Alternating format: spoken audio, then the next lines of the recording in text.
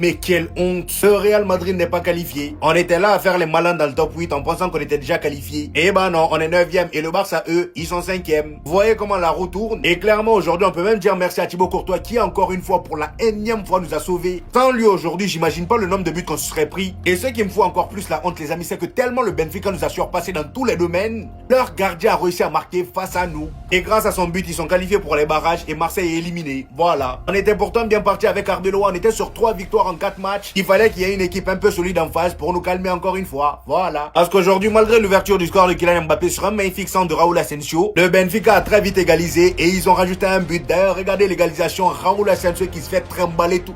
Eh non, le Real. Raúl Asensio qui se fait trimballer sur le côté droit. Regardez comment il était par terre. Et Benfica aussi, ça c'est quelle manière d'attaquer ça? À chaque fois que le Real Madrid avait le ballon, ils étaient 10 derrière. Mais dès qu'il récupérait le ballon, faut voir à quelle vitesse il sortait.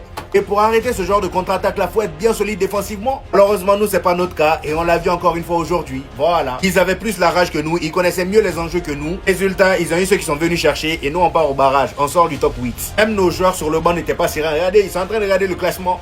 Franchement, quand il faut jouer sur le terrain, là, vous jouez pas. Hein, c'est sur le banc, vous êtes là à stresser.